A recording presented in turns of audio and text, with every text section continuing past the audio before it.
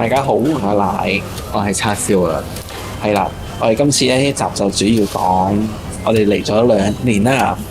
咁係啦，咁大概可以 update 下少少嘅情況，咁講下我哋有啲咩所見所聞咁樣。呢2年係啊，發生過啲咩事？咁揀咗少少幾樣嘢嚟講啦，費事講晒你要講，我諗講幾個鐘都講完。冇錯。好，我哋講講學校嘅生活先啦。咁因為我哋呢2年入邊，其實有年半都係要翻學啦。係啦，咁呢年半翻學咧，咁回想起最初咧，我哋都係由 N5 啦，即係 IUAO 開始嘅。不過我哋就唔同班嘅。咁佢嗰個咧，佢嗰個雖然大家都係初班啦，不過佢嗰個係高級啲，我嗰個就真係初班嘅初班。咁我嗰班咧就其實學嘢都係差唔多啫，測驗啊嗰啲嘢都唔係話爭得好遠嘅，都係嗰啲嘢。佢個班會教快少少咯，即係我可能教緊第10課嘅，你已經去緊第13課咁樣咯。不過裏邊啲測驗啲嘢都係差唔多。冇錯。然後佢係其實佢哋個班都追翻晒嘅，好多嘢都追翻晒啊！係咯，都追到嘅。都唔係你個班啲同學好似勁啲，即係多啲人再上一個跳班係多啲嘅人數係。咁但係之後我哋去到叫做中班上一級咧，叫做 N3 班啦。咁大家都已經係同班啦，變翻。係啦，我哋2個就同一班啦。係啦，因為 N3 本身都係有2班嘅，佢就再上唔到係 N3 嘅高班。係啦。咁就變翻同我一齊同班。即係明明我喺學校入邊考試嗰啲分數啊，嗰啲嘢咧都 OK 嘅。嗰陣時係高過去嘅。啊，係。但係去到第2個學期咧，咁我哋同一班啦，跟住之後我就開始退步啦。都唔係嘅，唔可以退步嘅。我覺得係難嘅啲嘢，因為 N3 係幾迷茫嘅咁樣。因為就算我哋個班主任都喺度講，N3 呢個過程係有啲耐嘅，即係你 N4、N5 好快啦，你會上到好快，跟住之後去到 N3 就會好平穩，因為嗰啲時間教嘅方法已經唔同晒啦，跟住同埋你嗰個吸收有啲位係有啲樽頸嘅。仲有咧，同埋教嗰個方法都唔同晒。即係佢可能係讀解還讀解，聽解還聽解，跟住生字係生字咁樣，即係分開晒一 part。就因為第1個學期係佢跟本書去教㗎嘛，就係跟呢個我們的日本語啦。係啦，係唔係有我們的啊？係大家的啊！大家的係啦，大家的日本語嚟。係啦，跟住 N3 就咁樣完咗啦，順利升到上去嘅，跟住就去到 N2 啊。N2 都係一樣啦，其實同 M3 都係即係教嘅方法都係差唔多，都係分開晒，都係咁樣啦。咁再難好多咯，我覺得就係啦。跟住之後我哋都唔再讀上去啦，因為其實覺得上到 N1 可能你學嘅字係多啲，但係去到點講，好似又覺得冇乜必要又去到。再又另一班又唔係話冇必要，但係個問題係對我嚟講係好吃力嘅，已經因為 N2 我已經覺得我係好低空咁樣飛過㗎，我嘅 N2 係我唔合格添，不過考試就合格，即係期末試我係過。係啦，佢喺學校呢即係高過我喎，但係考 JLPT 係我合格，所以係啊，雖然最尾考完個期末試，跟住寫啲喺度逐個傾偈，都講佢話你而家考 N2 啦，你一定過。咁我話OK 嘅，考慮下先，因為好似又未必冇呢個必要嘅，我又覺得去到。同埋我喺返緊學嘅時候，其實我有返 part time 啦，即係我都有去。我喺第2個學期開始就已經去咗打工。咁啱我去嗰間超市咧，佢係有個職位。咁其實我就係喺嗰個超市嗰個廚房嗰度做呢個清潔嘅工作嘅。咁我幫佢洗油鍋啦，清潔佢入邊廚房嗰啲用過嗰啲碗碗碟碟啊咁樣啦，幫佢換油格啊等等嘅嘢啦。同事好唔好啊？同事咁嗰度咧就基本上同事係有一個收錢嘅同事係中國人之外咧，其他全部都日本人嚟嘅。咁所以基本上都要同佢哋用日文講嘢啦。咁嗰陣時就未係好叻啦，即係其實而家都唔係好叻啦。咁跟住係其實都溝通係有少少難度嘅，不過同到啲同事即係傾多咗偈啦，咁都幾好，所以都遇到好多好好嘅人嘅。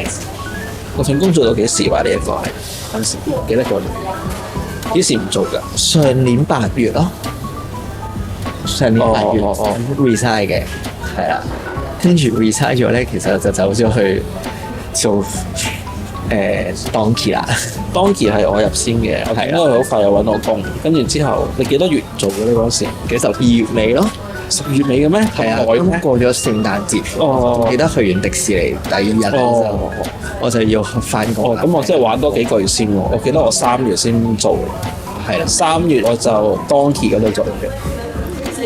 咁我哋其實兩個我哋嘅據點咧都係涉谷嘅，不過我哋主要都係喺翻免稅嗰層咧就做收錢嘅啫，收錢啦入袋啊，係啦，講英文講國語仲多過講日文嘅。日文咩時候講咧？就係冇客嗰陣時，同啲同事喺度吹水嗰陣時講嘅。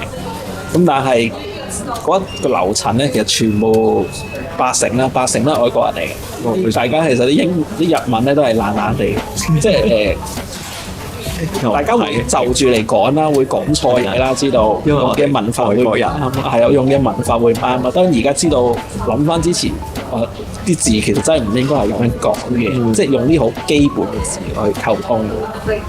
不過我話翻嘅鋪頭就多啲嘅，我除咗翻涉谷，我仲會翻新宿有2間鋪，同埋邊度啊？死啦唔記得添。淺草係啊。Donkey 嗰個系統其實係好好嘅，佢啲間咧係可以自己，好似佢哋啲翻超市咁。其實佢固定咗1個禮拜翻4日啊，嗰陣時係，仲要係指定時間。係啊，逢星期幾咁樣。係啊，即係個自由度冇咁高咯。咁係 Donkey 就係可以自己俾時間去報間嘅，咁報間係啦，即係佢可能你可以報定下個禮拜我邊日得閒嘅咩時間，跟住就可以俾晒佢，跟住佢就會編俾你啦。當然佢唔一定會俾你啦，俾足你啦。可能你報6個鐘，但係佢可能俾4個鐘、3個鐘你都唔出奇嘅。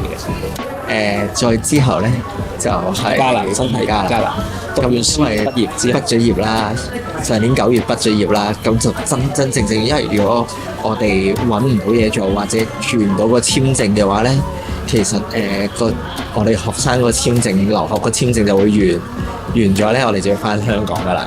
咁所以傾盡咗全力啦去揾工，即係面試嘅時候係真係難嘅。但係你嗰個好好啊，不過你都 in 咗，我哋大家都 in 咗好多。係啊，in 咗好多份工㗎。唔好睇我哋嘅 background，即係喺香港做咗10幾20年，咁但係喺呢度掟咗好多份 CV 出嚟。我諗有可能真係有過100份，其實都見得幾多份啫。其實我嗰陣時日日都有得 interview 嘅，但係可能你有1/10機會先 interview 仲要你唔知過唔過，因為全日文㗎啦，加英文。因為我哋揾嗰啲都係一啲可能即係佢 for 外國人嘅一啲 post 啊，咁但係主要都係用日文啦。我啲日文咧就真係，所以變咗見好多份都好多我都話啊，你啲日文真係講得唔係幾好喎，咁樣就好難揾到咯。咁就但係最後尾好彩係真係揾到嘅。不過揾到咩咧就喺呢度，因為而家做緊呢份工咧就唔方便講啦。咁大概都係賣嘢啦，我就係啦。咁你咧？我諗講咩類型都得嘅，有咁多間持續唔同嘅品牌。係啊，賣藥啊。咁所以買藥嘅專家有啲咩事就可以問佢。No。劉金靚買啲咩就可以揾佢。未係。唔緊要，你講埋而家啲同事嗰啲點樣啦，分部啲。咁其實同之前啲公司都差唔多。同事咧咁樣，你都未講啲同事。同事咪都係外國人多咯，即係大部分都有冇一半？差唔多啦。好多都係中國人啦，大部分中國人啦，譬如有少許嘅越南人啦，你講你好，咁講到我就長少少嘅故事。畢完業之後咧，我好快就揾到份工嘅。咁嗰份工就係送貨嘅，揸車送貨嘅。咁啊，我記得應該9月嗰陣時畢業，好似10月就已經收到 offer， 10月頭啊，已經收到 offer 啦。跟住我 OK 啦，好開心啦，跟住就可以同佢講話整簽證嘅嘢啊，跟住就話12月先返工咁嘅情況。跟住去到11月尾啦，差唔多準備返工前幾日，咁大家再喺度再傾一傾，再 confirm 下啲資料，跟住之後佢同我講話因為我就冇永住權，咁所以就唔可以喺度返工。係啦，咁就大鑊啦，咁即係我 offer 就已經咁樣就咪取消咗啦，第日。咁結果係點咧？結果又要好急咁去揾我另一份工啦。咁幾灰嘅嗰段時間，即係好似你已經好快拎到樣嘢，結果就冇咗。咁啊，都係日日不停咁 interview， 咗好多間啦。咁啊 in 咗一份都係啲我哋都係啲屬於派遣公司嘅。派遣公司係好似如果香港咁講，應該係類似 agent 嘅公司。咁但係你就直接係 under agent。咁就係你就喺嗰間公司返工。當然啦，你都要聽嗰邊嘅店長，即係嗰間公司嘅人話係啦。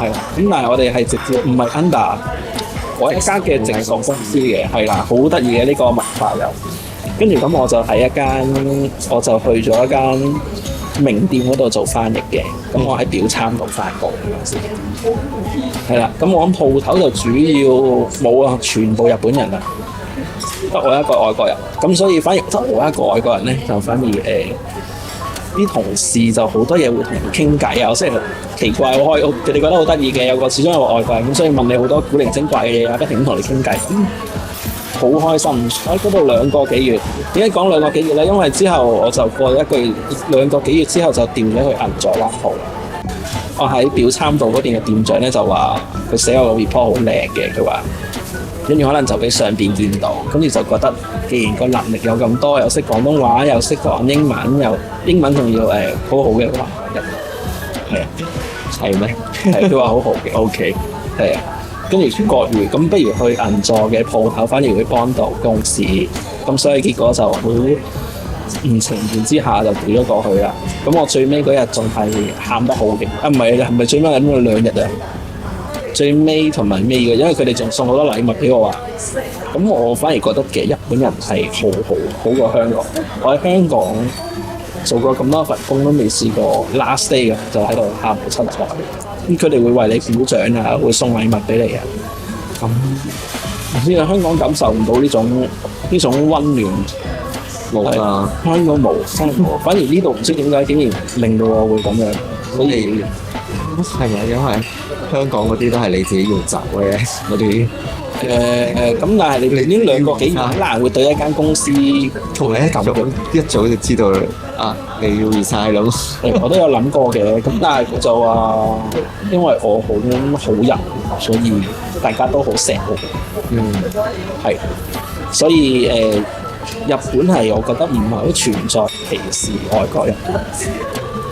係啊，所以反而嗰陣時上網睇係好多呢啲情況啊嘛，好似好排外咁嘅時候，我覺得完全冇咁嘅事。係啦，咁啊繼續翻工嘅就係咁樣。而家就努力工作啦。係，係。好，跟住我哋下一樣嘢講係日本有啲咩嘢令我好 big list， 即係好震驚。因為呢啲日本同事都成日問我呢樣。你諗到可以我諗到其實都係一樣，有呢個阿叔喺條街度大小二便，呢個都係震驚嘅，即係直情喺條街度好多人行嚟行去嘅喎，即係唔係啲企埋一邊嘅喎，跟住對住埲牆咁樣就去嘅喎。其實可能我開始理解到，我由揸車開始就開始理解到，揸車真係好急尿啊！有時但係其實附近因為又唔可以咁樣講有 toilet 嘅喎。我都係嗰陣時咁樣，我記得有一晚咧，又係揸到唔知11、2點啦，即係好多餐廳都冇晒，一定唔可以諗餐廳嘅啦，揾便利店。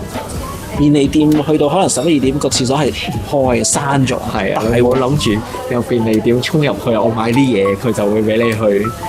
佢係話呢個時間我哋會鎖住，所以可能真係你知呢度仲要咁多人飲酒，可能真係急咗上嚟真係減唔落。冇錯，嗰次急完都係見到都係傻跑翻屋企。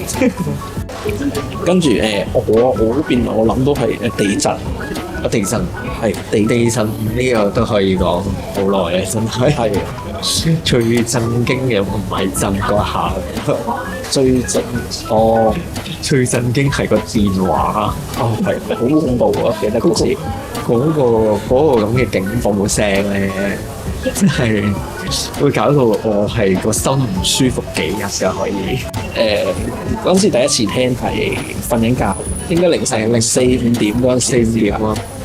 突然間響，係明明瞓緊覺，我記得鬧鐘未響，天都黑晒，點解會咁嘅咧？跟住原來地震係真係覺到震嘅喎。佢好似都要去到3級、4級以上先會響嘅，都搖得幾勁嗰次，其實勁嘅勁算嚇。但係跟住之後就慣咗啦，其實好多同事講都慣咗啦。當然唔係，但我哋未經歷過好大嗰啲，即係好似之前311嗰啲啊，因為311都好近東京啊嘛。其實都算好近啦。不過而家咧，另外講一講啦。咁我覺得慣咗嘅，因為而家佢有時唔響alarm，你都 feel 到地震。咁已經覺得好似日本人咁，地震啦，唉煩。因為一搖呢啲窗就喺度，係啊，喺度嘈。即係我哋屋企嗰個窗又唔知點解，即係有架車行過都慣聽。好勁。總之你會覺得地震咧，覺得而家唉好煩啊，有地震，就唔係覺得驚。除非有啲勁嘅啦，我未驚。係啊，暫時未係啊。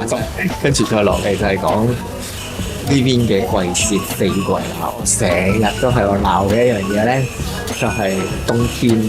因為我怕凍啦，咁呢個算。二嚟嘅咧就係冬天咧個日照時間實在太短，4點幾咧就日落啦。咁我個人咧將香港嗰個習慣搬咗嚟啦，就係瞓到好晏嘅會。咁你瞓得晏，然後4點鐘就已經4點零鐘已經天黑嘅話咧，你就會覺得好似哇成日冇咗咁樣咯。即係對我嚟講，我就覺得啊，好唔舒服啊！呢件事好唔開心咯。我冇乜嘢嘅，係啊，佢就話 OK 咯。喂，唔係啊，都係一樣咁多個鐘啫咁樣。係，我覺得冇乜嘅。最唔習慣嘅都係呢樣嘢啦。如果你個季節上邊，同埋我哋而家睇第3次嘅櫻花啦，已經覺唔覺？春天好彩就仲未有花粉症㗎，仲未有啦叫做。我啲同事個個都已經有啦，即係啲中國嚟嗰啲同事咧，佢哋好慘啊！即係要狂食藥啦，要戴口罩啦，即係成日食眼藥水啦，要成日話痕啦，咁樣好慘。佢哋話3月到5月咯，最勁嘅係就花粉，同埋其實秋天都好勁㗎，秋天就慘都勁。跟住冬天都未講完，冬天好少開暖氣，係啊，竟然唔舒服先開暖氣。係啊，即係我咁怕凍都冇開暖氣嘅，因為我喺屋企入邊係會着好多衫，係着埋襪瞓覺。跟住日本嘅同事都係有問嘅，即係問我哋有冇開暖氣啊？咁我同佢講冇喎。跟住佢哋係咁犀利嘅，因為佢哋日本人都要開暖氣，即係就算東京其實唔算好凍啫，其實凍極都係去到-1-2度咯。係，就算嗰日落雪都係睇緊大風去到5-6度咯。係啦，但係其實你話好勁凍又未知咯，因為室內其實放溫度計其實都凍極都有12-13度，咁所以覺得 OK。不過啲朋友香港嘅朋友都開暖氣，係啦，佢哋嘅電費其實我哋係俾佢哋嚇親，因為佢哋嘅暖氣開咗之後咧，嗰個俾嘅錢係5位數字嘅，咁所以緊要都可以開嘅。嗱，我哋夏天咧，我勁怕熱㗎嘛，夏天我就一定要日日開冷氣嘅。嗰陣時都係一個月8000蚊啫，8000幾yen，係啦，8000幾yen。之後冬天啱嗰期嘅電費都係3000幾yen，係啦，冇錯。跟住但係香港嘅朋友就18000yen，冇開暖氣啦，都係都知啊，都係知你會睇嘅。都係住喺日本嘅，佢係住喺隔離區嘅。係啊，附近啫。對唔住啊，你2個月都係交1800蚊。加油！係啊，夏天就我日日要開冷氣，冇辦法啦。其實真係好熱啊！係因為佢啲 hiyake 即係 hiyake 即係日照啊，日燒啊，日燒係啦，個漢字係咁寫啦。係啊，好痛啊！係啊，即係你行出街係熱到痛嘅喎，好似放咗你想去一個煎廳度啊！同香港嗰種唔同，香港就嗰種一出去就好似焗桑拿咁，濕啲咯。但係呢度就一飆汗，冇嘢曬嘅地方就真係又 OK 嘅，舒服嘅。冇錯。不過呢度我諗你聽嘅夏天去到38、39、40度，覺得都唔會去到呢個溫度。好，跟住咧，我哋最後講埋嘅生活習慣啦。我哋嚟咗2年，有啲咩唔同嘅？有咩唔同咗啊？其實對我嚟講又冇乜大分別。定係我講可以等你有啲你講啲嘢 inspiration 有冇一啲啟發到你？等我諗下。我講啲真係你唔關事嘅先。種植物，我喺香港屋企人係好中意好多植物嘅，但係我係勁討厭。我都係。佢成日叫我淋水，我已經覺得好煩。之後佢哋去旅行，我又唔淋水，淋漏咗，跟住翻到嚟乾晒死晒咧，佢哋又話我。但係反而嚟到呢度住咧，就不停咁喺度種嗰啲植物。雖然唔算好多咁啊，種完又死，種完又死，種完又死咁啊，但係都 keep 住種咯。我覺得屋企係需要有啲食嘢。呢個係第一樣嘢改變咗嘢啦。第二樣應有嘅，第二樣早餐。平時香港食早餐一定係去到公司附近先食嘅，但係呢度我會早1個鐘頭起身，就我會食埋早餐先嚟翻工，喺屋企食，係搞掂晒啲嘢先。